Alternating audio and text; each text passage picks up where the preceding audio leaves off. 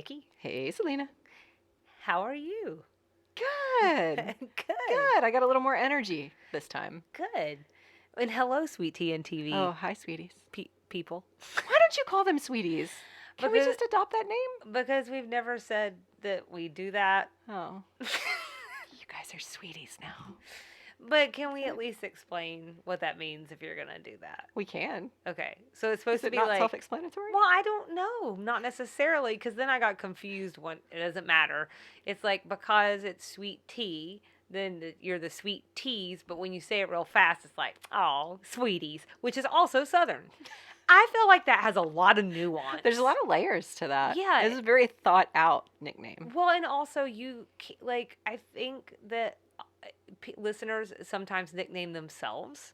So I want to be very clear. Or did I just make careful. a faux pas? Well, I want to be very careful that we're not putting something on other people. Oh, could someone suggest that they'd love to be called the sweeties so that we can call them the sweeties? Or if you have another name that you would prefer, right. Of course we understand that. Yeah, I might not use it, but you're welcome to share it. I mean, you know how I feel about things like being called Sal.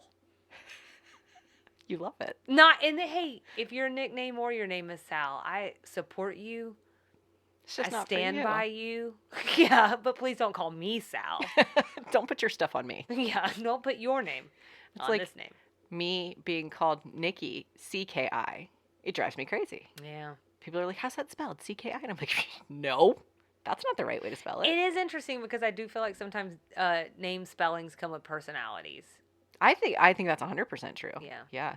Like Nikki with a Y. That's a totally different Nikki than me with an I. Selena with a C? I don't know who that is. Oh, yeah. Mm-hmm. And don't say Celine Dion, because there's no ugh at the end of the name. Right. So it's a different name. It's a different name. She's wonderful. Don't say Celine Dion, because that's not my name. Right. Well, people did used to call me Celine Dion when I was younger. Oh. Yeah. Not because I have anything in the realm. That's just annoying. It has nothing to do with your name. Well, I mean, I am a French-Canadian singer. Right. And you are the greatest singer in the world. And people do just love to hear me vocalize. Yeah. But yeah, so I digress. Anyways, so we could use that name, but just want to make sure that people are comfortable with it. Fine. Hey, y'all. Welcome to the show this week. And Nikki's out. I'm done. I can't call them sweeties. I'm leaving. I'm done with you. Well, what if I told you before we get started that I did actually, we had a lingering question. Oh, what was the lingering question? Remember the Peabody ducks? Yes. That we talked about? Okay. Just real quickly, in case anybody skipped the last episode or you're tuning in for the first time, the Peabody's a hotel, a very, very well-known, established classic hotel in Memphis. Mm-hmm. And we covered that in unknown references for me. At least it was unknown for me. Mm-hmm. But they have the little cute ducks that march into and out of the lobby twice a day. Mm-hmm. This is something they've done for years and years and years. Okay, so when we recorded, you said it was hard to find out how many generations of ducks they've been through. Uh-huh. So I have an answer because I looked a little deeper into it. So I thought I had read this at the time, but I didn't want to be on the show being like, well, 1, 7, 45, and doing all that. So I went back and, okay, so the tradition starts in 1933. They're these Peabody ambassadors, okay? Which also, I feel like I also need to say, let's give these ducks some credits. There's 1 drake and 4 hens. They're raised by a local farmer and a friend of the hotel, just so we get a little understanding of who these ducks are. Okay. Each team lives in the hotel for only 3 months before they're retired from their Peabody duties. So these ducks aren't I think the implication we talked last time is they're working there until pain of death. And I want to be very clear that there's no animal cruelty going on. I'm glad you clarified that. So typically what happens after those 3 months is they're returned to the farm to live their days as wild ducks. And so they only are really living at the hotel for a very short time. So there's 83 years times 4 teams of ducks each year. That's 332 different teams. It would be, let me tell you how seriously I took this. It would be 89 years, but you brought up that the hotel was closed. The hotel was closed between 75 and 1981. Therefore, that's why we got to 83 years. Therefore, that's why we got to 4 teams of ducks each year. Hello, 332 teams of ducks. Whoa. I'm going to need to see your math on that. Well, you can see my math. I need you to show me your work. 83 times 4. Wow, that's like speaking of layers, that's a lot of layers of rationalization and like processing. And I feel like I've earned myself a trip to go see these ducks. I know. At the very least, you should see them now after all that work. Well, and I also looked up like almost did like a percentage to say, well, how much is 3 months of a duck's life? Because for 3 months, I'm just saying, isn't a lot for us, but they live only 5 to 10 years. So Oh, really? that's like I guess that tracks like a dog. that's like little- substantial. Yeah. So there you go, Peabody ducks. I wasn't prepared for you to circle back on something because I also had something to circle back on. Is it the Peabody ducks? It's not. Oh, okay. It's the all Leave It to Beaver movie with Eric Von Oh. Detten.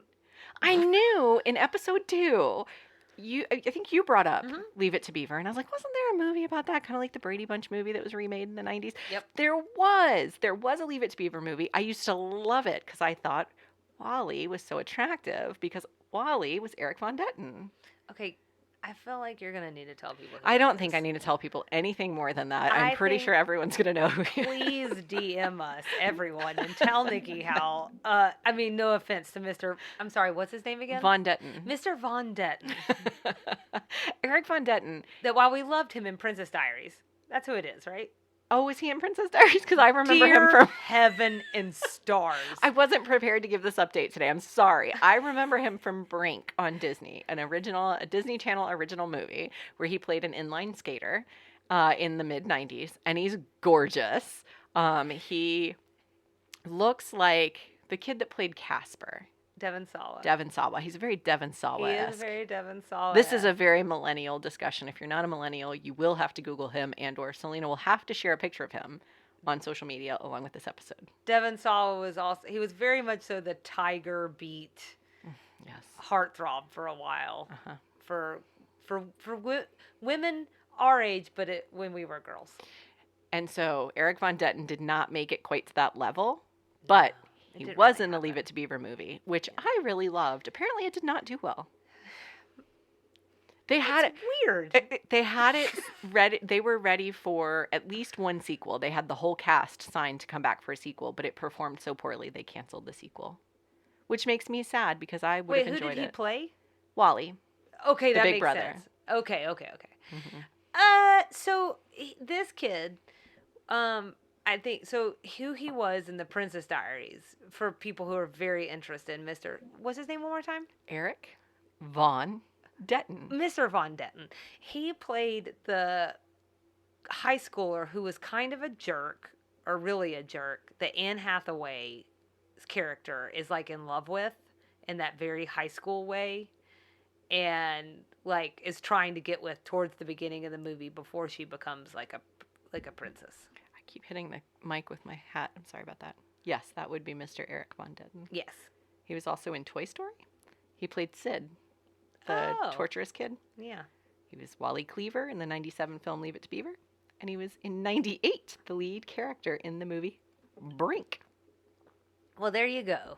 Anyhow, that was my my very important follow-up. No, that's good. That's good. I got one more thing that I want to talk about before we jump into the episode. Okay. I want to bring up something that's going to date the episode, but I think it's really important as Southerners. Okay? Okay. Okay. It is National Buttermilk Biscuit Day. Mm. It is May 14th. When you hear this, it will no longer be May 14th. But I just wanted to give a quick shout out for biscuits and how much I love them. Biscuits everywhere, all biscuits. What's your favorite biscuit, Nikki? Oh, Oh, it's a hard question. I know. yikes. I think I told you probably on one of our last episodes, Hardee's biscuits. Okay, So we did talk good. about Hardee's biscuits not that long ago. My very favorite biscuit in the whole world was my grandmother's biscuits. right, Which is the which recipe we also talked about. Mhm. Sorry, try to find it. It's Mm. been. I'm not going to give up. We'll see what I happens. appreciate that. We'll see what happens. Yeah, red band flour. You know, the thing that's really annoying about that is someone has it. Mhm. Someone has that It's bag. in someone's recipe box or book or whatever. Yeah.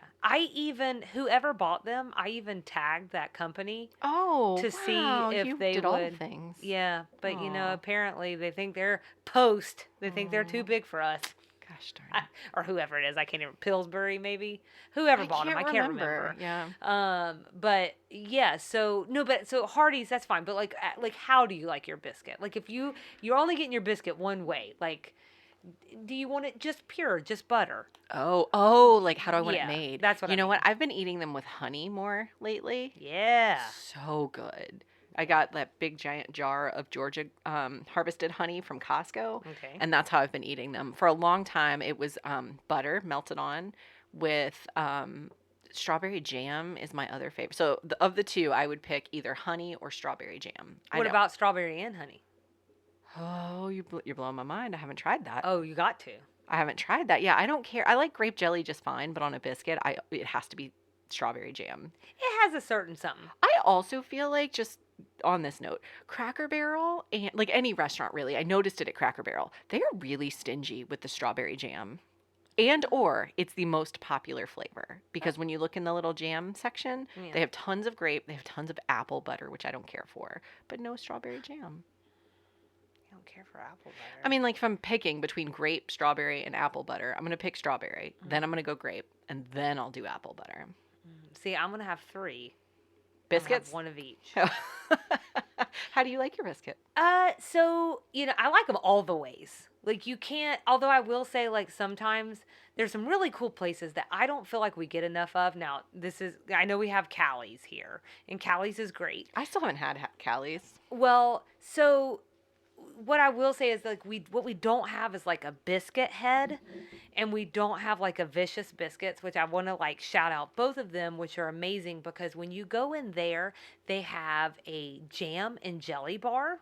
Right. Yeah. I mean, there's something so special about that. Yeah. Like, because there's so many choices and you just get so excited, and like you can get all kinds of fantastic things, and they do have like I almost just want to say where it's almost teetering over into the ridiculous, but the kind of ridiculous you just have to try. Like, they're like, Sure. okay, so it's a biscuit, but then we're going to put fried chicken on it. Then we're going to put some pimento cheese on top of that. Then we're going to crack an egg over it. And then we're going to put gravy on top of it. And I'm like, yes! And bacon, of course. Of course. Of course. But at the end of the day, the truth is I just want a regular biscuit just by itself. With some honey on top. Maybe like some butter, but that's it. Like, Really? I want one of those fantastic, ridiculous, mythical things I just described. Right. That is like, you have it, but you can really only have a couple bites because you're Right. like, this is too much, but it's also wonderful and everything I needed. And then I just need that simplistic, buttery, beautiful biscuit. I hear myself.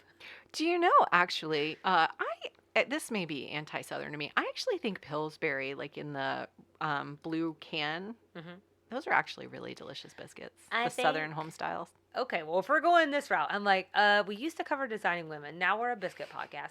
So what I will say is that the Pillsbury frozen buttermilk biscuits are hands down one of the very top pre-made biscuits that you can get. Mm-hmm. Next to that, Tom Wynn, if you ever hear this is Casey's uncle. You hands down make the best biscuits that I've ever had. Oh, that's a huge honor. They're so good. And he and his wife, Angela, Casey's aunt, who I love dearly. I love them both dearly. But they made a video years ago that I'll have to show you where he dressed in just overalls, like no shirt underneath. Oh, no. And she dressed up too, and they did a video making the biscuits, but like put on their thickest Southern accents. Oh, Lord. And do a whole thing. And they did it so to teach one of their friends how to make biscuits, but then they wound up putting it on YouTube because they thought it was funny. And it is hilarious. And so that does live out there in the world. So I'll have to show that to you sometime.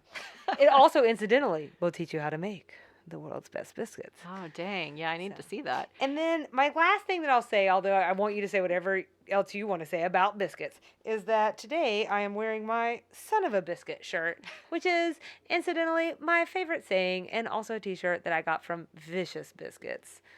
I've never heard of Vicious Biscuits. I've heard of the other one you said. Biscuit Head. Biscuit Head. Yeah, we had that in Asheville?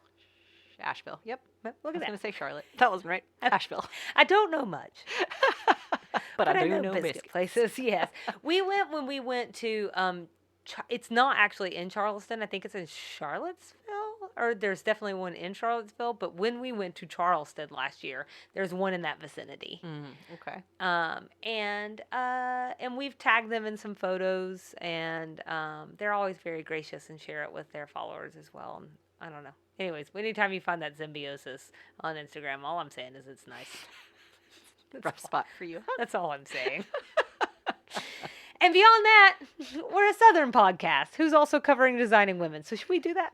We should. Okay. So this week we are on to season 3, episode 4, Yes, Getting Married and Eating Dirt.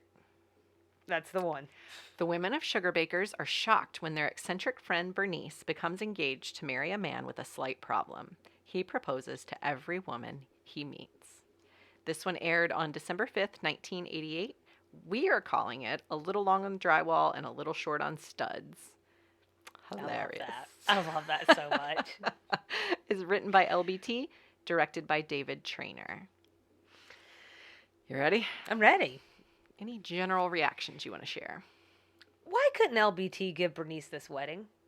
No. That was my first reaction. She let Suzanne find her financial footing gambling in a casino, and those are some slim odds. So could we not just bring these two kids together officially? Oh, yeah. Maybe it doesn't matter, but that was one thing that really I was just curious about. That's a good question. Yeah. I think... Are they afraid that she wouldn't be free enough to I was just about to say that. I don't know what's coming. Yeah. I mean, I know what's coming this season because I've previewed it, but like in future seasons, I still only tangentially sort of like abstractly know what's going to happen with characters. So I don't know what's going to happen with Bernice. But we don't want her tied down to a man because we need her free to do all the things we need eccentric Bernice to do. How anti-feminist of me. Feminist. I'm trying to get that word out. Feminist?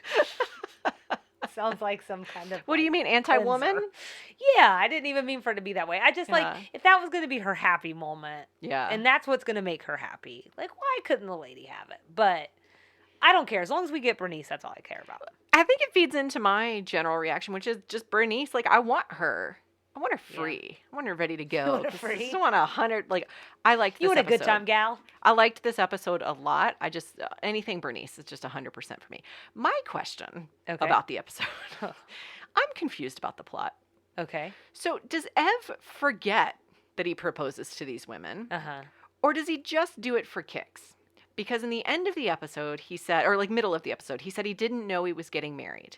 But at the end of the episode, he seems to know this is a quote-unquote problem that he has. So which is it? Well, I think if you are truly a 10-second Tom, you know, then I think it could be both. So like sometimes he remembers, but other times he forgets. It may not be the most locked up plot. I think this is I feel like this is what we're both saying. Yeah. Some concerns. Yeah. But I was going along with it. I was like, oh, okay. And then when he came in with his friend and sort of acknowledged that this is a problem he has, I was like, wait a minute. I thought he was a 10-second Tom who forgot. Or like, why didn't they bring back the guy with the Packard car that she was kind of dating in the last season for like first 2 seconds? They went on a picnic. AKA he was in love with her. Yeah. But like you get the same thing because he's like, I don't know, some people might call her a little off the beam. Yeah. You know? But like I don't know. So I thought that was another way you could have done that. And then I think we already kind of know he was like a little out there, just like Bernice is. We didn't have to bring in this new character. Not that I didn't like Vern. We'll get there. Yeah. But I don't know. So I liked him better than the guy from last season. Was his name Vern? I called him Ev just a second ago. Dang it. Yep, it's Ev. I don't know why he's a Vern. Seems like a Vern. Okay. Plots. Another thing that I had was I think the episode put too much energy into the B plot, the eating dirt thing. Okay. And while it is frustrating for the media to treat Southerners condescendingly, and obviously we're a Southern podcast, that's something that we're looking to explore. I just also thought that Julia's reaction to the whole thing was kind of outsized. So I have a lot of thoughts on that. And actually, that's this week's Extra Sugar is going to address this eating dirt thing. And I can share a little bit more with that. I agree with you. It was a little over the top. And spoiler alert, it actually is something people do in the South. Okay. But yeah, her reaction was a little over the top.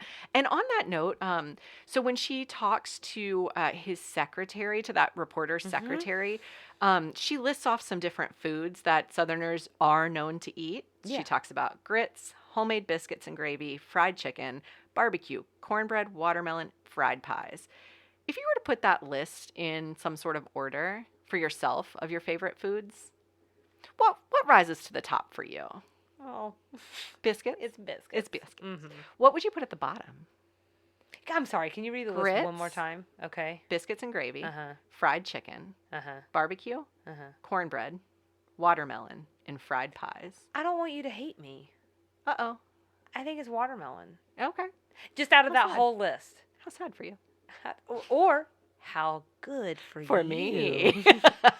I'd put watermelon at the top. That's so Okay. funny that you're that like aware. And you think we're too much alike. That's true. Look at the diversity we're bringing to this podcast That's right true. now. Good point. A diversity of food lists. Good.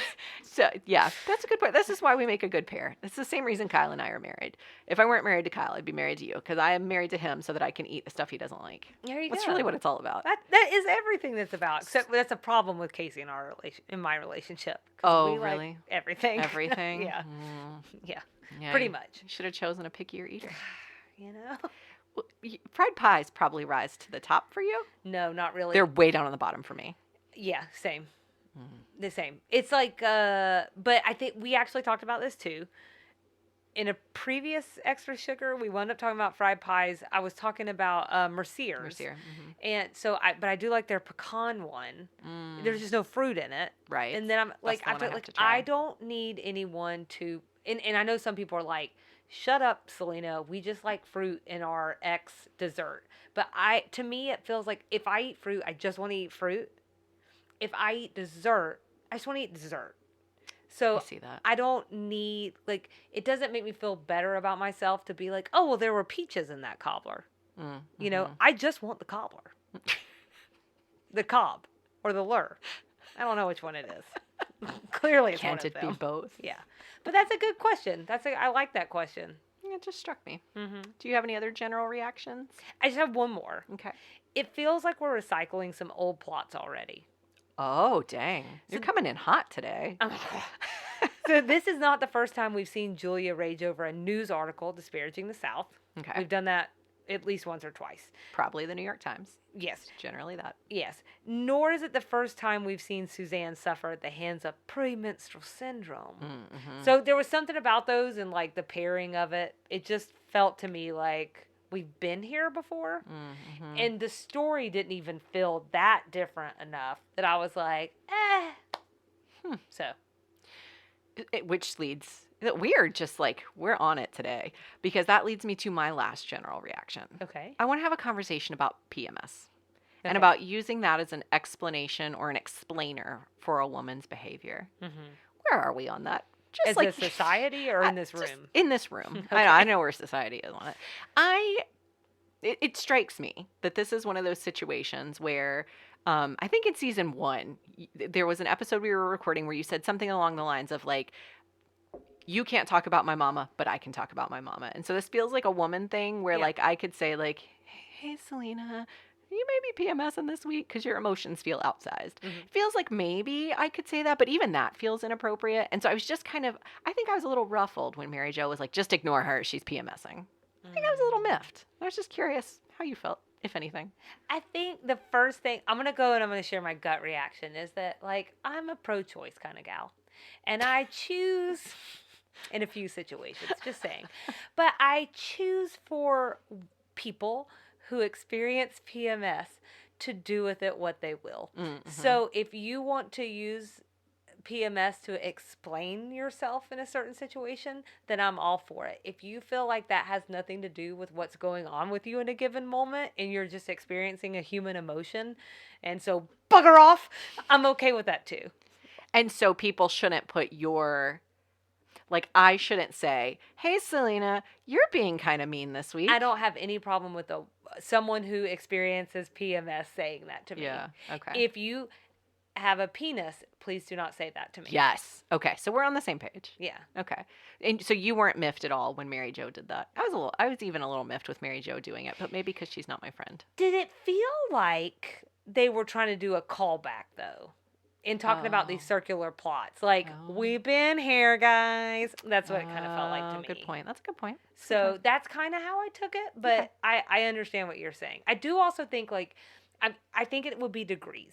Mm-hmm. So if, like you and I are close, I've got zero problem. Or even if I did have a problem, I'd be like, you better watch it today. Mm-hmm. You know, and I would just be honest with you. I probably wouldn't say it like that, but you know what I'm saying. Right. Then there's the degree of, like, coworker. Yes. So, like, if just someone that going. also has PMS that works with us came and they were like, somebody's on their menses.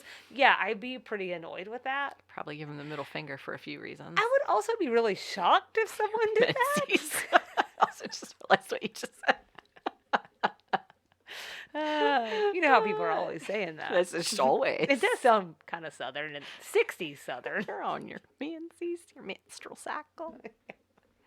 So that's my feelings. As you're saying that, thank you for addressing my question, because it just was bothering me. As you were saying that, I was a little surprised that Bernice told Ev that Suzanne was experiencing PMS, because I do feel like that's a thing an older generation would not have talked about. She would have said something coded, like, Suzanne's experiencing some lady time trouble. But it was Bernice who said it? Uh-huh. And then the last thing I'll say on all of this is, I would never presume that someone's grouchy because they're PMSing, because I routinely forget that's a thing that happens, even though it happens to me. I never know when my lady time is coming. We talk about that all the time. Yeah. I have no clue what's going on until I've murdered someone, and then I find out, oh, that's right. You're just raging for, like, I don't know, a number of days. You feel like every day, maybe not, you'll tear off your own facial flesh, and then it happens and you go, oh, I feel better now. Oh, thank God. Yes. Thank you, dear baby Jesus. For blessing me with a uterus that sheds its lining once a month. It's wonderful. Oh, how scientific. All right. Well, thank you for taking that journey on general reactions. And I'm like, well, that seems like a really good segue into stray observations. I know. All of my general reactions are also kind of stray observations. It's tough. I got fashion notes this week, though. Oh. I feel like we're always railing on poor Mary Jo, but she had a really nice little yellow number in this episode. She looks good in a mustard. She looks really good. It's something with the hair. It's the reds and the pales. Let me tell you why I know. Oh. I'm a Selena's familiar with the coloration. Yeah. I'll also say Julia has a very signature style. And it's not just the pencil skirts. It's this belt. Oh, she has a million of them. And so I've tried Googling to see if that was a specific style or a specific designer. I guess it must have been something specific they were putting her in. So anyway, I wanted to mention that. Yeah. It's like a crossover belt situation. Hopefully we can share on social media, so I'm not just showing you pictures that mean nothing to people. It would be crazy not to address the costumes. The wedding costumes. They didn't call them wedding outfits or like whatever. Wedding costumes. They weren't giving you vibes. They were giving me vibes. Oh. Very specific vibes. Very specific vibes. Really? I see cupcakes. I don't know what you see. It makes me think of Steel Magnolias. Oh, dang. But this would have been My too color's soon. a blush and bashful. Yeah, but it's of the same time period. Yeah, okay. So I think this is 88. Mm-hmm. That's right. Steel Magnolias, 89. That's right. So, and they would have been filming in 88 for an 89 movie. Oh, so dang. All I could hear was Julia Roberts saying, my colors are blush and bashful. And all I could hear was Sally Field saying, her colors are pink and pink. Yep, that's all. Good point. So. What about Anthony's pimp outfit? I loved it. I do too. I think it's delightful. It's very fun. Do you know what's funny though? This might have been a funnier joke. Hold on. Uh-oh. First of all, The reason we're calling it a pimp outfit. Oh, that's is what they because said in that's the what show. Julia did. Yeah. Go on. Sorry about that. Do any pimps? That's what she called it. I think this joke would have been funnier maybe of the time. Can we just clip you saying, sorry, pimp? Sorry about that. For all the pimps listening to our show. I didn't realize like this was such a joke because this is what I thought suits looked like in the 80s. Yeah, but like early 80s, I think, too. Yeah. I don't know that. I see were this they as still 70s. doing it in late 80s? I don't know what they Yeah. were wearing as tuxedos in the late 80s, to be honest. Yeah. So everything before like my high school prom, which is really my frame of reference for tuxedos, Yeah. looks like that. I can tell you that, let's see, I think my uncle would have graduated high school in 85. So, and I've seen his senior prom pictures a number of times, and he was basically wearing that same one, but in like a baby powder blue. Baby blue. That's what You my know dad it. wore to his wedding. Yeah, so like mid 80s, you know? Yeah. So, but it feels like maybe the tide was turning in the late 80s, and maybe Okay. that's part of the joke here, Yeah. but I honestly don't know. I just took away from it. I was supposed to laugh. Yes, That's not what he should have looked like. yes, I think that's fair. What do you have in strays? I only have one more. I have a few stray observations about the B plot. So, and again, it's a question because that's all I do is ask questions. Maybe I answer them sometimes, maybe I don't. But why did this plot line get paired with Bernice's plot line? And then my answer would be, it's also a question, but it's, could the title be LBT's comment on marriage generally? Getting married and eating dirt. Oh. Oh, dang. I don't know. Not that I don't think, from everything I've read, it has nothing to do with how I think she feels about her husband. That's what I because was just processing. They're super in love, right? really That's happy. all I've ever read about. It's just that they are this perfect couple, for whatever that means. But like, there was just something about that. Maybe that's her general comment on marriage itself. And I was just wondering, because otherwise, like, why put these two together? Why now? And why that title? Anyways, so I don't have an answer, but I'm just generally proposing, I guess. I have no answer for you. Did you say that you had another stray, or that was it? I do. Tell me about it. Charlene says Bernice is always sending them little gifts and health tips and entering them in contests. Mm-hmm. I need more. I need to know what the gifts are. I need to know what the health tips are. I need to know what kind of contests. I, watching this show, did not have, every time they bring Bernice in, I'm always surprised by how close the women feel to her because they do not portray them as that close the rest of the time. So that was something like, you can weave that into any episode and I will watch it gladly. I would love to see them get a fax, I don't know, a phone call from Bernice where she's saying she entered them into some sort of contest. Yeah, I wonder if they were like trying to lay the groundwork maybe for future episodes, Maybe. or just like that general like absurdity, like fun absurdity. I don't know. They always, so every episode with Bernice, and I'm thinking about the one where she was in the beauty pageant, swirling and twirling with sadness in the world or whatever. Mm-hmm. And they make a few comments, the ladies do, about like how they're all Bernice has in the world and how she thinks of them like her daughters. There was something very similar said in that episode. Right. And But she was like playing them. Sure, Which right. is great. It just strikes me that they never seem that close until she's back in the episode, and then suddenly, like, we don't hear even about Bernice in the background. Well, we've talked about this before, and I think this is just sitcoms. Yeah. Like Louis Grizzard. Will we ever hear from him or see him Right. again? No. But if he was to come back on the screen, by goodness, we would hear about how all they do is talk about him all the time. Right. Yeah. And as always, I know nothing about writing a TV show. I know nothing about maintaining a TV show. So this is not a judgment. Yeah. It's just I love Bernice, and I'd love to hear more of her. I mean, hey, maybe what you're stumbling onto is some fan fiction. Oh, no. Well, we'll need something to do after we're done. We're doing so little. I do have one more stray as well. Uh-huh. Suzanne, in this episode, her hair looks super different. I'm showing Nikki a picture. Uh-huh. It looks really different, like deflated. It does. It's not 80s big hair. That was my first thing, so I just wanted to share that. This is something else. Memo for Selena. maybe put this on social media that week so people can see, or maybe folks just go watch the episode, whichever.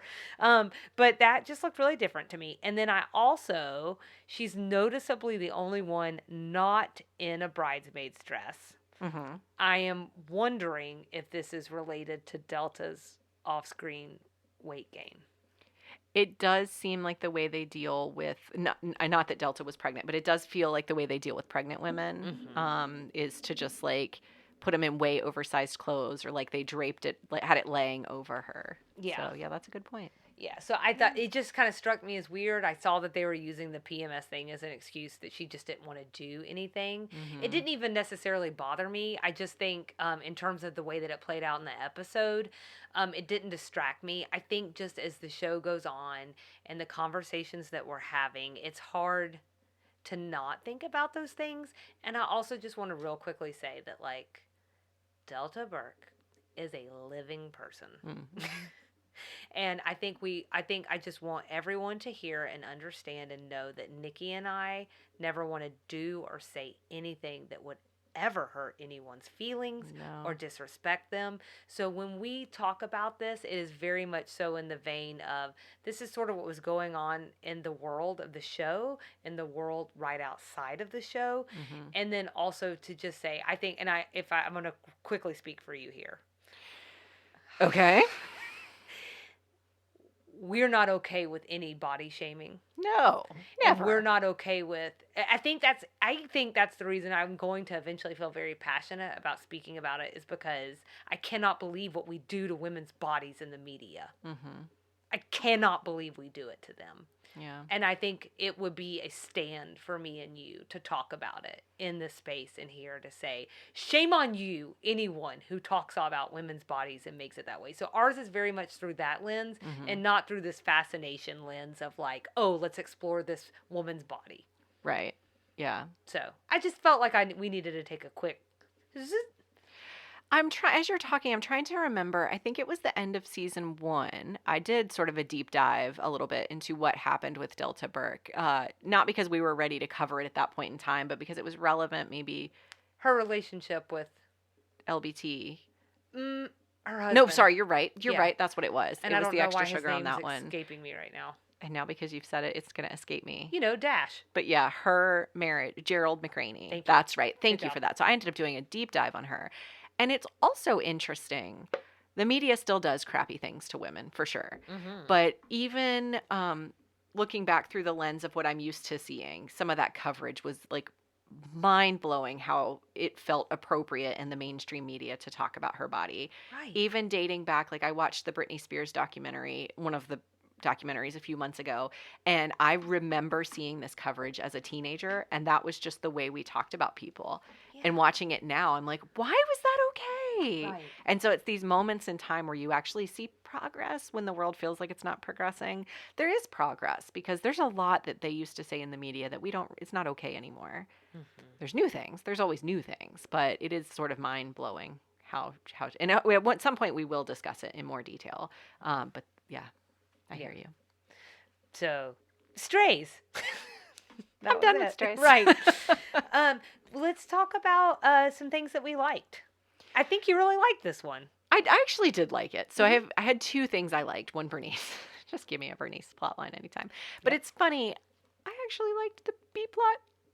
However, you're making me rethink that. Why was it paired with this one? That's a good point. Yeah, it's not, I don't know.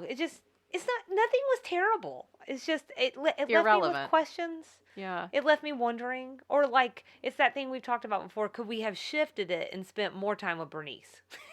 And see, what I liked about it was I like this idea of Southern representation on a national program. Yeah. And that was a relevant way to talk about, I think, what LBT might have thought were wild myths about the South. And again, we'll get into the fact that it's really not that crazy.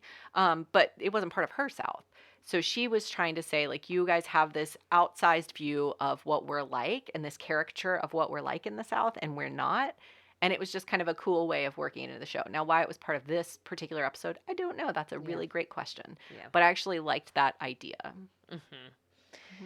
And yeah, I mean, so I do love anytime that we get to deep dive into something that's Southern. I feel like for me, maybe it's because you're doing it in extra sugar. I didn't really feel like I got to look at it all that closely. Yeah. And maybe I would have been like more excited about it in the moment if I was also looking like really closely at this specific topic of what they were bringing up in the meeting. Oh, I don't know that would have made you more excited about it. I guess we'll find out. I think you made a great point. Like, it just seems irrelevant to this episode. It feels like it could have been maybe differently placed. I was going to say better, but again, I don't want to judge. What do I know? What do we know? But it could have been more relevant maybe in another episode. Yeah. But I liked it. Yeah. And there are some other things I'll talk about that why it did work for me. Mine is also Bernice. She's just tops, right? Well, I have good grief, Bernice. Alice Ghostley's delivery is so good that it never gets old hearing her get confused or lost in her own sentences or stories. It's so amazing. Like, she's this goofball, but she is still so, like, sharp. And, like, I'm not looking at her like, I look at her like comic relief, but not like I feel sorry for her or like it's some sort of like indictment on old age. Like, I think she's still super sharp. She's just quirky. Maybe even cunning sometimes. Yeah, which is fun. Isn't that an amazing character to have developed? And, like, it's just cool. Well, and not that LBT doesn't have wonderful words on a page, but it's Alice Ghostley who brings that to life, right? Yeah. And I mean, it is. I notice that with the show all the time. Another character I think who does that and gets sidelined a lot is Anthony. Yeah. Like, he brings those words to life a lot too, in a way that I feel like only he can. Mm-hmm. So can I share a couple things with you that I really love that she did? If you must. If you must. So her asking the gang to be flower girls and not bridesmaids. Yes. I just love that. Sure. That was really Why funny. not? You know? Whatever you want. Yeah. This line just about killed me. She says, Ev isn't very interested in sex, and neither am I, because quite frankly, I think some things get old after a while, especially if you've been the one on the bottom for the last 40 years. Telling the person on top how great they are. First of all, how did they get away with that line in 1988? I thought about that. Not that I care. Neither one of us are pearl clutchers. I was just like, oh my gosh, that's really actually kind of cool that they got away with that. Yeah. And I wonder if it had been any other character, I don't know we would have. Oh, that's a good point. Yeah. Or something got past them, I think. I watched this episode probably 2 times preparing for this recording, and then one time before, like in my preview. I laughed at that line every time. Yeah. Her delivery is so funny. Yeah. And, like, this an experienced woman speaking, I guess. It's just, I don't know. And it's just so straight to the point. And Yeah. matter of, I don't know. It's just great. Then when she forgives Ev towards the end for this fake proposal, she says, you couldn't help it. I mean, if you're nuts. And then she tosses this look back to all the rest of the women that is amazing. Like, again, we talk about good face work sometimes, but that facial expression was priceless. It's kind of like, can you guys believe this? Like, can you guys believe how crazy this guy is? Yeah, and with just like no concept or understanding that, yeah, and that they're twins. I also I just really liked the bridesmaids' dresses because they were giving me Still Magnolia vibes. Yeah. So I wanted to be clear that was a like for me. What else did you have in likes? That's what I had. Okay. I had one more thing. And this is where it connects back to the B plot. And what I really liked was Ev, including with just him generally. I did like him. I thought he was... For such a small character, I thought they did that actor did a nice job developing that character. Mm-hmm. And I liked it when he tells Julia. So Julia goes off on the reporter's poor assistant, which I felt really terrible about. Like when we get that whole runner about food, which is great. But he says that she almost had it, but she talked too long. Yeah. And you got to keep it short and sweet. And I just love that. Yeah, that was great. Ev, come around. Tell me that sometimes. What we didn't like? Yeah. What didn't you like? I just have one thing. I think everyone was being a little dramatic about being in Bernice's wedding. I kind of didn't like that. Yeah. So what? It's one day and a dress fitting. Yeah. And she's so darn nice about everything. She brags on them. We're pretty sure she loves them.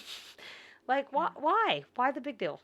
Charlene is like our resident angel because she like took over planning the wedding. She was kind of, I think she reminded them a couple of times. Mm-hmm. Like, she thinks of us like her children. This is the least we can do. Come on, guys. Yeah, or So like, she was your conscience speaking out loud for the cast. and Mary Jo, I kind of understood, but I'm like, oh, what? I'm sorry, Julia and Suzanne. What do y'all have going on? Well, Suzanne had PMS. Julia had some really funny lines, like where she says, I think we've dispensed with all semblance of pride of personal appearance or Oh, whatever. I yeah. thought that was really funny, but like almost like a misfire given the dress that she was wearing. It really wasn't that bad. In the No. grand scheme of bridesmaid dresses, like, I think everybody has a story of someone they know that got put in lime green or something, you know? Yeah. I'm sure my bridesmaids, looking back on it now, are kind of like, dang, I had to pay for that. That's the only time I'm ever going to wear that. It really wasn't that bad. I hear you. Every bridesmaid thinks, dang, I had to pay for that. I don't care if you liked it or not. I've never been a bridesmaid. You've Always never a been bride, bridesmaid? never a bridesmaid. Well, that's so I don't know. different. That's a different I know. twist on that saying. I know. It says something about me. You've never been a bridesmaid. I have another friend who's in the same situation, and we. I feel like we need an extra sugar on this. Meanwhile, I feel like 27 dresses. I know. Well, that's just how popular you are. Well, that's I think it definitely says not something true. about me. I feel like there's probably a psychological thing there, something we should explore. If I think about it too long, my self-esteem goes down. So I'm going to refocus on the fact that I just hated that Bernice didn't get her fairy tale. Yeah. I'm with you. That was my one didn't like about this one. Okay, so you get it. I get it. I You get do. I see what I can see the writer's choice not to do it, but yeah, I'm with you. I feel like she could have just. No, I got to say something before we move on. Uh-huh. No, I absolutely have to say something. It is a missed opportunity that someone hasn't had you as a bridesmaid. That's what I'm going to say. Thank you. That's a I missed appreciate flipping opportunity. I appreciate that. Because you would be a phenomenal bridesmaid. So It's a sore spot. you'd be for really me. on it. You'd be really on it. It's a sore spot for me. I do think that when we like timing has a lot to do with it, and like when we got married. I also think I had a very small bridal party, and I think sometimes the bridesmaid thing becomes like a You did this, and now exactly. it does. A little Yeah, bit. I just had. I drew names out of a hat Oh yeah. because I couldn't. It's It was that's too much pressure. It's why my I chose my two best friends from high school and my sister because I couldn't pick sorority sisters. I couldn't pick one over the other. I couldn't make someone feel more important than the other. It's tough. But I also couldn't have a dozen bridesmaids. Yeah. So I don't know. I appreciate you saying that. Well, I just felt like you needed to hear that. I, I didn't want to. I didn't want to skip over it. It makes me feel very self-conscious that I've never been a bridesmaid. It really does.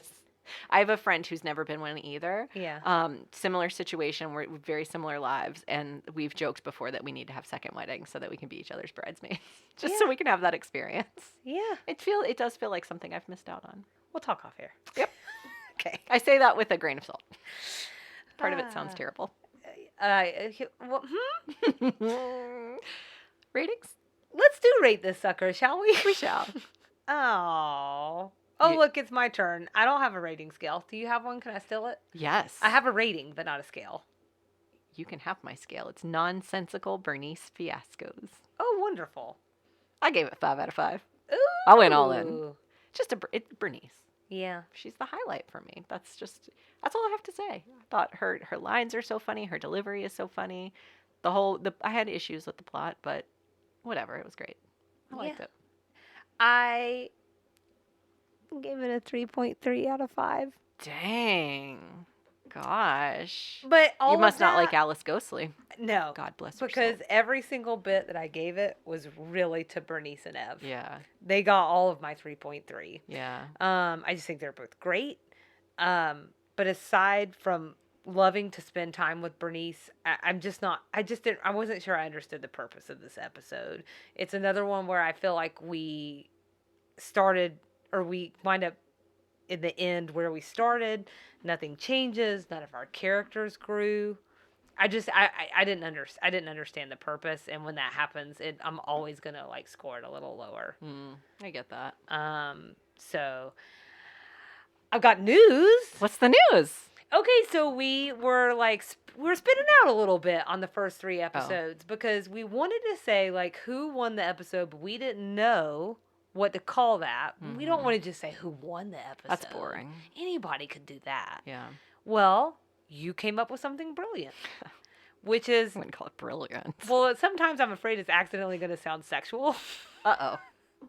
I thought about that, to be honest. but that will make me laugh, and so I'm fine with it. So, from now on, when someone wins the episode, they are the people who buttered our biscuits. And I think that voice really helps. I think it does. Yes. And then if they lost the episode, then they served us lumpy gravy. Oh, the worst. Don't be serving me lumpy flour-filled gravy. Get out of here with that. Ugh. Yeah. And raw flour will make you sick. It will. So. Kill you. And we don't want to be Probably. sick. Mm-mm. Well, I think it can get you Salmonella. Dang it. I'm like, tuberculosis? I'm not good with the medical things. I mean, I don't know. I Yeah. have no idea. I think it can get you sick. Okay. It could kill you. And it is salmonella. Is that meat? What did I say? You said salmonella. I Okay, said good. botulism. Botulism's from dented cans. We'll It doesn't what matter is that you don't eat raw flour, you don't eat dented cans. Does it matter what the condition is? In my really? mind, it does not. It Yeah. does not. Or because or either I'm eating raw flour and dented cans all the time. I don't know. We'll see. I mean, not the can itself. Let it go, Selena. So, who buttered your biscuit? The ladies, because they got their dinner comped by the loony men right there at the end of the episode. Oh, That really just feels very like nice. someone who really won. Yeah, they won. I want a free dinner. I always want a free dinner. That's a Always. good time. Mhm. Every time. Mine was Bernice. She's dating. She has a good friend from the retirement community who looks after her. Yeah. And she's getting a free meal. So we both found the free The meal. free meal. That's what it's all about. And she doesn't even have to go in a dumb looking dress. Oh, yeah. I got a picture of her dress, too. It's fine. Yeah. Well, it wasn't the pink fluffy cupcake That's true. dresses. It wasn't. And matching 3 other people. Yeah, that's true. So who served us lumpy gravy this time? It's a tie for me. It was either poor Ev. Okay. He'll never know the love of a woman as good as Bernice. Oh. That's yeah. real sad. Yeah. And or Jackson Weeks, the reporter, because he got that brief earful from Julia right before he left for the day. Like the whole thing was he was getting ready to leave the office. What a crappy way to end your day. Ding, ding, ding. I think we have a winner. Yeah. I also have Jackson Weeks. Yeah. I also have because he's got Julia chasing him down, leaving him ranty messages, and then telling him to kick rocks at the tail end of his day. Which means I think we had some symbiosis there. Yep. All right. All right. Well, there we go. How about some 80s things? I just have the VHS VCR situation when Bernice and Anthony arrive at Sugar Baker's and he's showing the video of Ev. Indeed, it's very pre-DVR. Yes. I had reading the physical newspaper, which happens throughout the episode. Yeah. They're just always getting out the old ink holder. Papier. Okay. Right. Wait, what did you say? Papier. Oh, man, that's fancy. Making a call from a landline to the New York Times. Oh, good point. Yeah. Again, I'm going to say those bridesmaids' dresses. That the Pepto-Bismol pink and tulle. I mean, woo. Nicely. That is Peptol. Huh? Pepto-Bismol plus Tool. Peptol. Oh, look at that. Mhm. And then calling administrative assistant secretaries, Oh. which we've talked about before. It's a different era. Southern things. There was an Elvis mention at the top of the episode, a reference to the fact that he may still be alive. Charlene was reading a book called Is Elvis Really Dead? As far as I can tell, that's not a real book. But I did find a book published in 1991 called Dead Elvis, A Chronicle of a Cultural Obsession.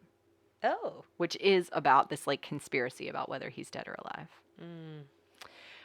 Dirt eating in the South. I'm just going to put it here, put a pin in it because we're going to come back to it in extra sugar. Julia left her number for the newspaper editor and it started with a 404. This has happened a couple of times. That is an Atlanta area code. And just like every one of Ev's sayings. It was the dangest thing I ever read. Yes, sir. Well, I don't rightly know. A little long on drywall, a little short on studs, and I like you a right smart. Yeah. I want to use that one more. I like you a right smart. Yeah. Fits with the overalls I'm wearing today. I feel like I should be standing like this. I like you a right smart, Selena. And then you can really it's like a thinking spot Yeah, right. to hold them. Yeah. Yeah. Hold the overalls. My It's the overalls are them. my whole personality now, guys. It's just a thing. So get with it. That's all I have. I had is it a southern transition to start a sentence with I mean? Because I feel like I do it all the time. I mean, I feel like there was a lot of that going on, and I'm just wondering, is that a southern thing that we rely on that? Does everybody do it? But I've just noticed it a lot lately, like in the show, and I was like, huh, maybe that's something that we do. We're so used to being misunderstood, we have to start with, I I mean, mean. maybe. Did you say better looking? Mm-mm. Okay. No. So that was, I think that was Suzanne talking. Maybe. I usually try and write it down. I didn't hear. Doesn't matter. Anyways, better looking. That just sounded really southern to me. The food runner that you mentioned at the beginning. Grits, biscuits, gravy, all of that.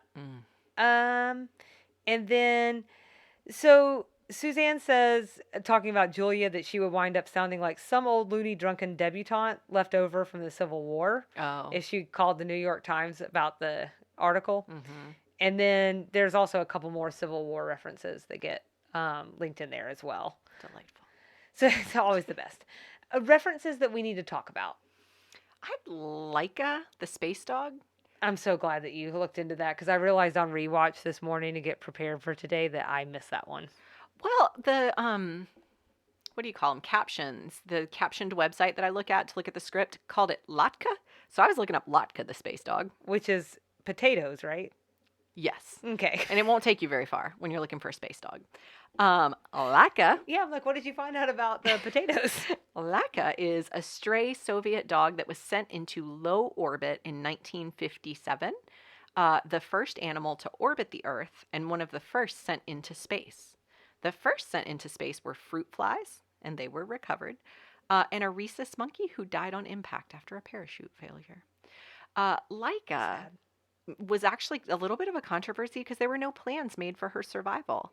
And she likely died, this is a dog, likely died of asphyxiation or overheating just hours into her flight. Russian officials unveiled a monument in her honor in 2008.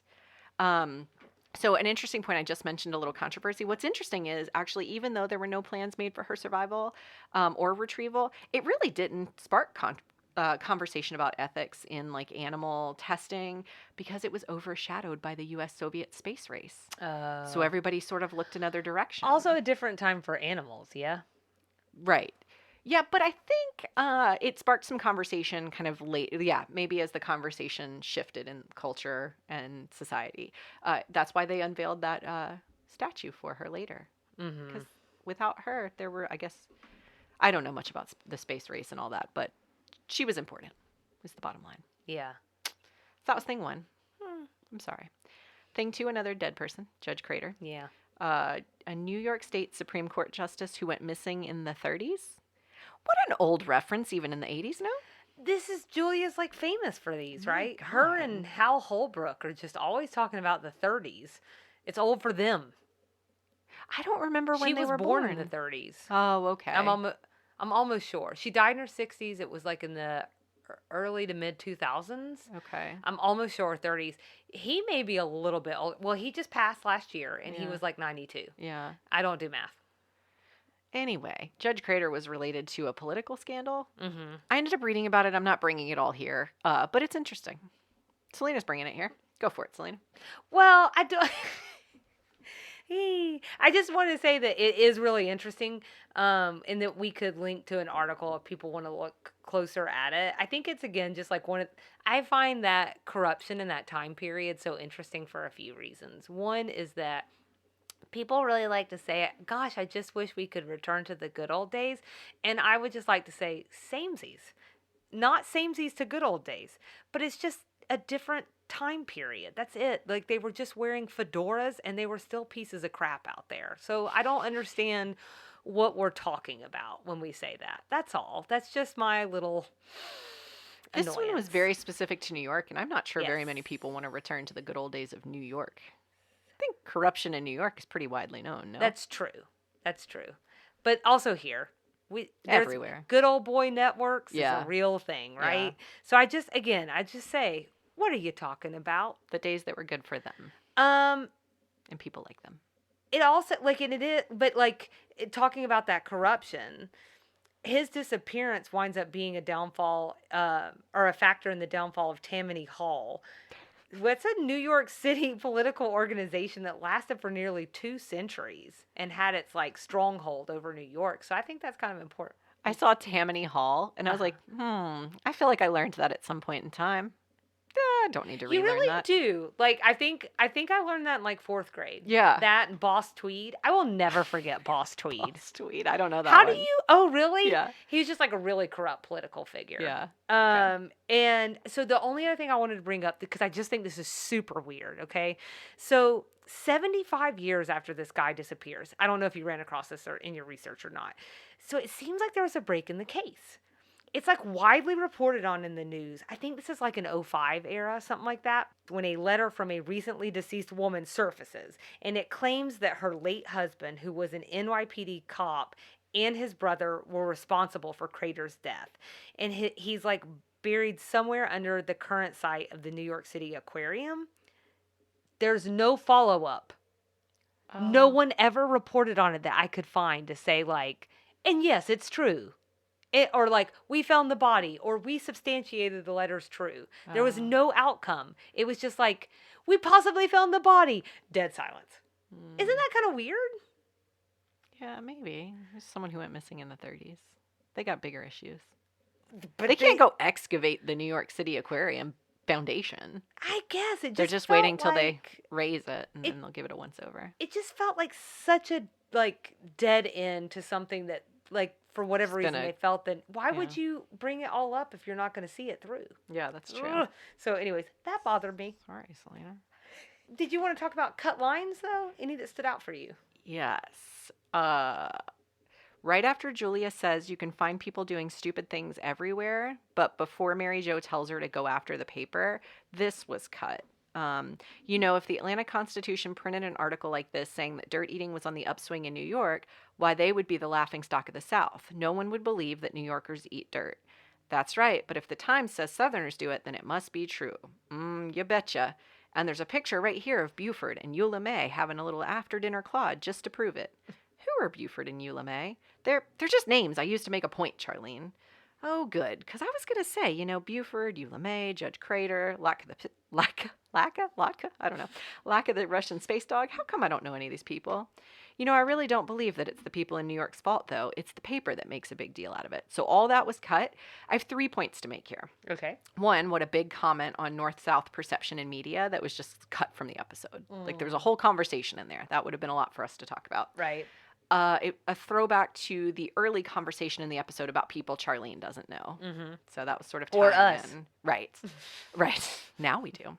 Right. And then someone at the end, I'm thinking it's our resident savant, Suzanne. I think it's her. Makes a great point about the press deciding what should be important and what's a big deal. And I think that's a really important thing to keep in mind in our current environment. She says, I really don't think it's the people in New York's fault, though. It's the paper that makes a big deal out of it.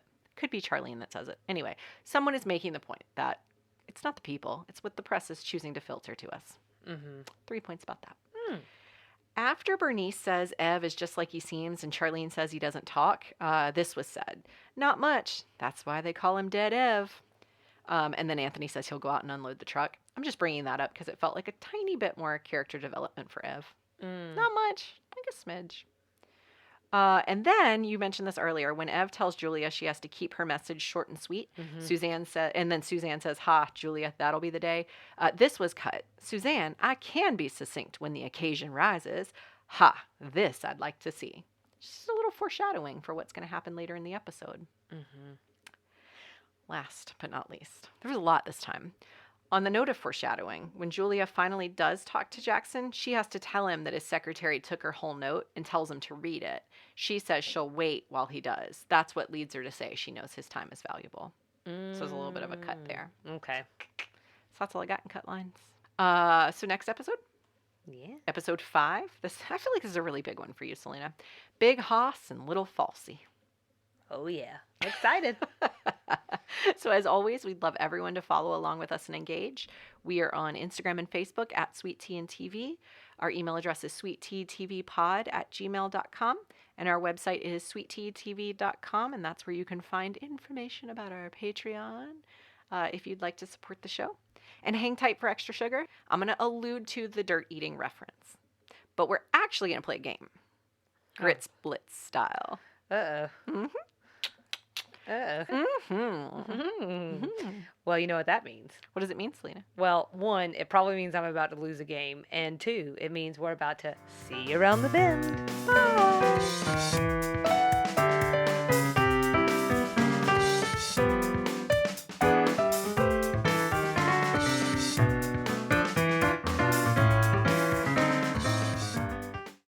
Welcome to this week's edition of Extra Sugar. This week, we're going to latch on to that bee in Julia's bonnet about news articles about Southerners eating dirt. So, we talked about this in the main episode. It's really funny I ended up with this segment because the idea of eating dirt gives me the heebie-jeebies. Mm-hmm. And you had suggested something when we were planning about doing a segment on eating dirt, and I put my foot down hard and was like, yeah, no, that's gross. There is a core memory buried in my brain somewhere. I told you earlier, it's a TV show or a movie or something. The person had to eat dirt. It just freaks me out. So we had decided we were going to make this segment about Southern myths. Mm-hmm. But I feel like to move forward, I have to face my fear, and I have to first move backwards and touch on that New York Times article that upset Julia so much. Mm-hmm. So I'm going to talk a little bit about that, and then we're going to get into an interactive, non-dirt related bit of the segment. Okay. Does that sound good? Yeah. I think you're going to do great. Sure. I'm going to have you do a little word association. Oh, boy. So as always, feel free to pop in along the way if you have questions. Okay. I may or may not have answers, Perfect. but I'm going to do the best I can. All right. So I actually traced back a couple of New York Times articles that LBT actually may have had in mind when she wrote this episode. The name of the authors were both different than Jackson Weeks, which was the name of the reporter. That shouldn't be surprising, but I felt like I needed to mention It was that. Paxton Peaks. Right. Okay. Also, notably, Julia said something like, every couple of years they'll dust off a story about Southerners eating dirt. It actually seems kind of true.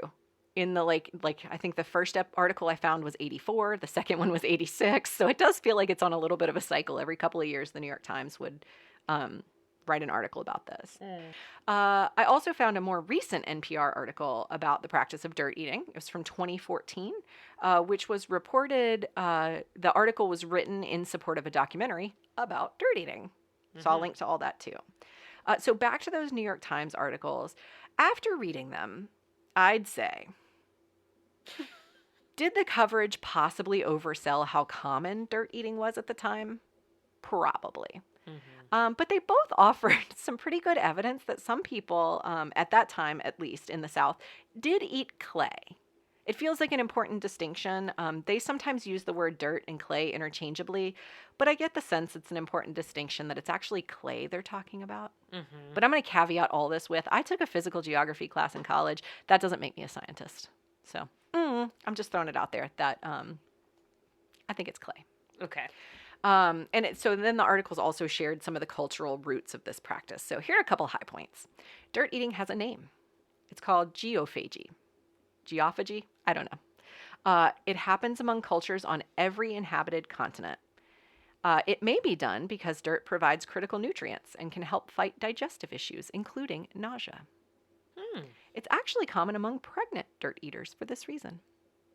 Which is like picos? Excuse me? Like, I thought there was a name for it, like eating dirt or like raw ground beef and stuff. Oh, I might know this. Yeah, and I could probably be tossing in some inaccurate medical information, so it doesn't matter. Yeah, dirt eating, pregnancy, got it. So for the 1984 article, they interviewed a specific woman named Fanny, who shared how she does, in fact, eat dirt. And she also had very discerning dirt eating taste, as do others who eat dirt. I think this is where the clay thing comes into effect. So they described, in one of the articles, they described a specific hill on which one day a medical anthropologist studying the phenomenon found 3 cars lined up to gather dirt. It was a preferred spot among those who lived in the area. And I think this was Mississippi. I might not have mentioned that. I think it was Mississippi. Okay. Toward the end of one of the articles, they talked about the health effects. The 1984 one quoted a local doctor who shared that of the women he treats who eat dirt, only one has ever experienced significant health effects, and it was a clogged colon. That's a lot of dirt. Mm-hmm. I think that was the point. Yeah. Too much of anything is too much of something, That's right? correct. Okay. Everything in moderation. But yeah, so in general, it sounds like there are people in certain pockets of the South, of cultures all around the world, who have developed this habit of eating dirt, and they have their preferred locations. Fanny, I think, was the one that described very in-depth, like the taste of it, how she prefers it, how she prefers to gather it. There was a little bit mentioned about how they'll like bottle it up and send it to family members who have moved to other parts of the country. Yeah. It doesn't seem that weird to me. It seems weird to me because of my The own spots stuff. do. Oh, okay. Like that's just kind of funny to me, only because I just thinking about something about it is sounding very much like today, how it's so in vogue, like single source coffee and like, Oh, you know what I'm saying? So yeah. it's like, I think certain things, like I'm thinking about the things you grow in dirt, but you grow in a kind of dirt and it's going to make the product taste different. Right. So yeah. it does sort of make sense then. Right. So I think here's where we get to the rest of the segment, which is a little bit different. It's a little bit of a shift from dirt eating, and I'll tell you why. Okay. I thought about this segment a lot. I found myself coming back to it over several days because what I really wanted to do was tackle pervasive myths about quote unquote weird Southern cultural practices in the media, which is directly in the wheelhouse of our podcast, directly related to this episode. But dang it, people eat dirt. Yeah. And it has deep cultural roots. It is something that people in these communities have developed over time. It's a taste they've developed. They even have their preferences. And then as I thought about it more, Julia, and I guess in turn LBT, because she wrote the episode, their offense at those New York Times articles was almost, in a way, more stigmatizing than the articles themselves. I can see that, yeah. Because I thought the articles were actually pretty balanced on the whole. Okay. I felt like they spoke to the actual stories of actual people who do it. Can I provide some feedback Sure. about what I thought? Yeah. Just that, why is this news? That's it. Like, It's interesting. Fine. Well, I guess like anthropology kind of train of mind, but it's just not like when I think about news about something being like of a certain time and like highly relevant and all of it, like it doesn't feel like it's highly relevant for like New York Times readers necessarily to hear about. Like it doesn't necessarily feel timely. Like it wasn't like there wasn't like something happening in the dirt eating community. You know what I'm saying? Well, see, I think features are not always the That's most. true. And I imagine Absolutely. this is I can't remember if this was a feature. Right. But like something that you don't think happens often, and to put out an article that says actually people do this. This is Yeah. something you wouldn't think of as the norm, but people do it. Unique. Right. Yeah. And so it's like, but that's where I get to the balanced part, because it's not like they're saying redneck Southerners are out eating dirt. They're saying this is like, it has cultural roots. It happens in every inhabited continent, which I think was actually in one of the articles. So actually, it was a little bit stigmatizing that LBT was so offended by it, because it might not have been part of her South, but it was part of someone's South. I think that's a very interesting perspective. So what I didn't want to do was to focus on weird little Southern myths Yeah. that are actually real parts of people's lives. Also, we know talking about myths kind of perpetuates them. There you go. Whoopsie daisy. So with all that in mind, I thought maybe instead we could focus on micro traditions in the South. Okay. So things that happen maybe in little pockets, things that may not be part of our traditional part of the South, but are parts of other parts of the South. And now you're going to see if I know anything. I want to see if you, yeah. I'm like, I know nothing. Yep. Come at me. So it's this idea that the South is not a monolith. So what we do in Metro Atlanta may be different than what they do in the Low Country or what they do in the Mississippi Delta, which is different than what they do in the Creole community in Louisiana. I love it. Except for being tested on it. I think you're going to do great. I really think you're going to do great. Okay. So I think we're going to take a chance, highlight some of these micro traditions. We'll talk about their history. The interactive portion is where you're going to do word association. Okay. So I'll give you a word or a phrase, and you just tell me what comes to mind. I don't want you to think about it. I just want you to say the first thing that comes to mind, unless it's you need to self-censor a little bit. I don't think you have to do that. I don't think you're going to have to do that. So I just say the first, you're going to say something. I say the first word that comes to mind. That's it. Okay. Or a phrase or whatever comes to mind when I say it. Oh boy. Okay? You ready? So I have 3 of them. Okay. So are you ready for this edition of?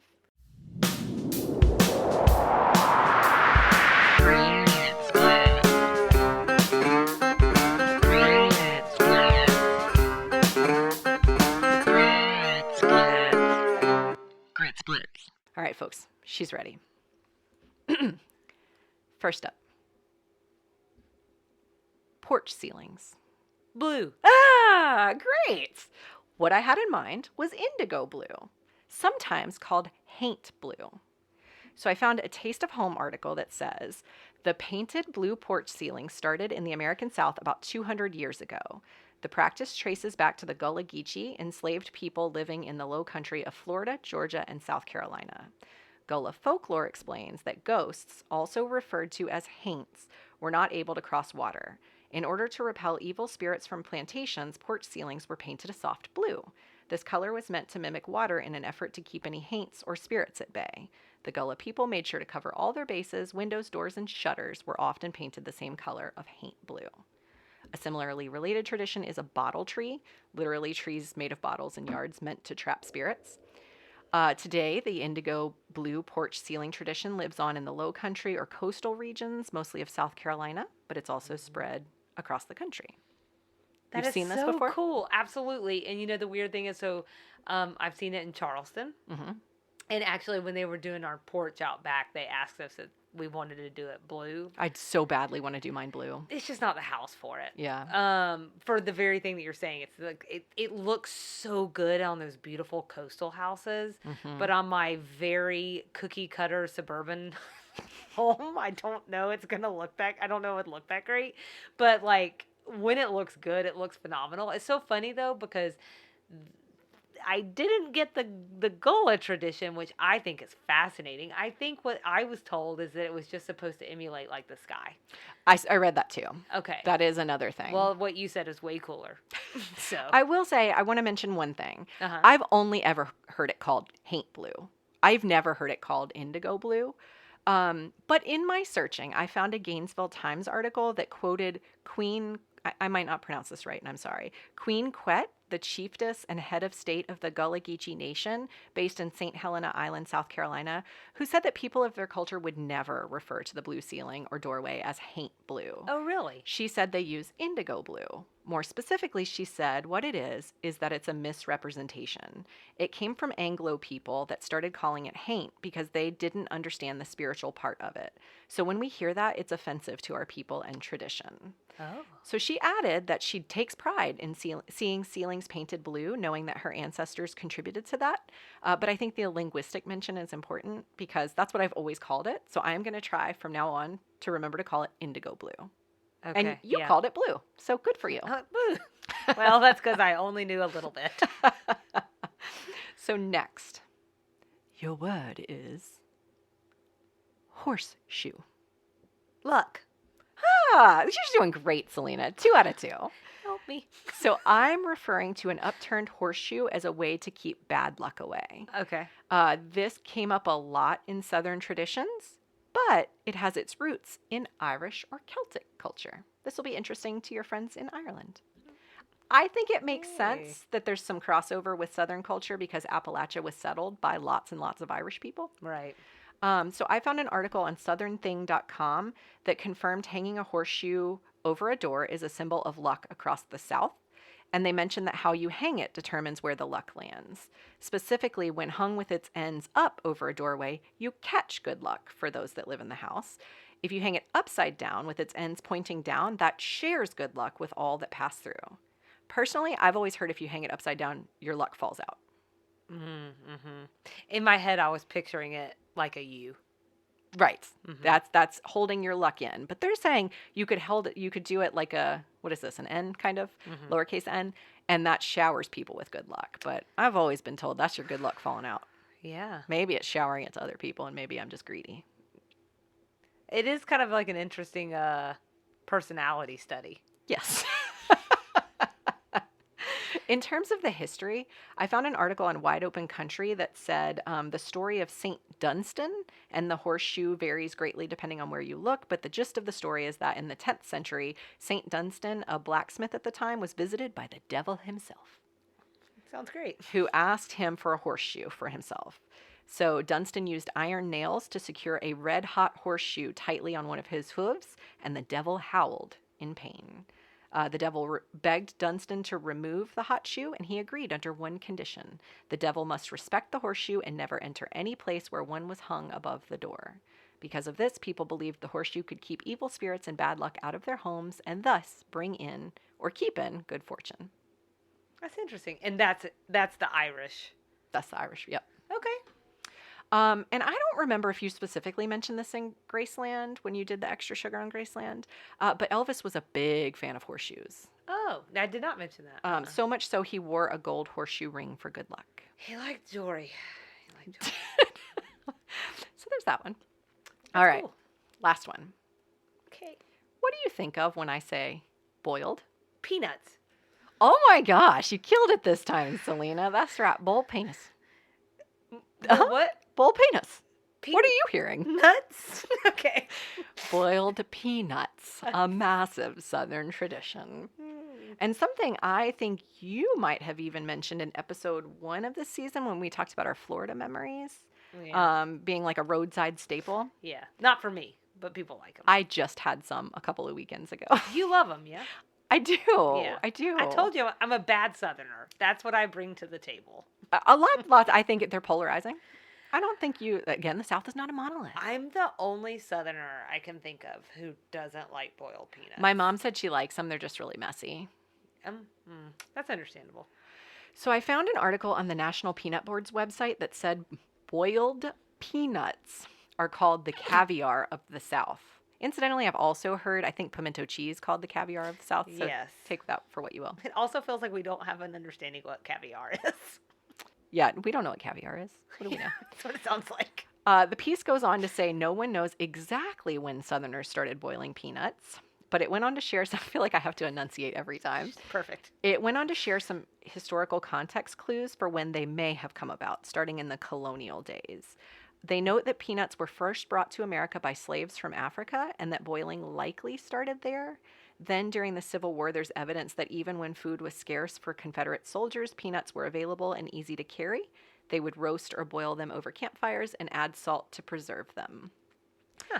It shared that the first boiled peanut recipe was published in 1899, and there's evidence that boys were selling them as a snack for 5 cents a bag by 1925 in Orangeburg, South Carolina.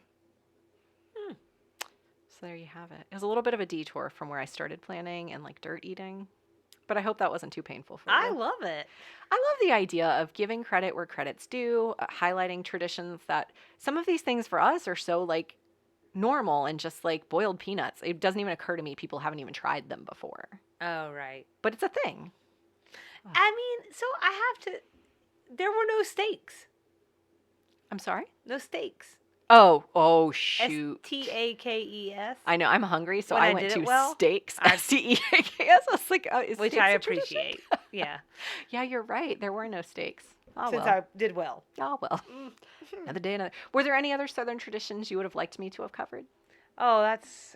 Bigger question than you can answer right now. I really... No, I don't have anything that's like, how could she not cover this? I think the ones that you cover were really interesting, and I think, again, just showing these traditions that came from other places that were brought here, I think is one of the most interesting things that we can talk about. Yeah. When it comes to things like that. So, well, good. I loved it. Glad you loved it.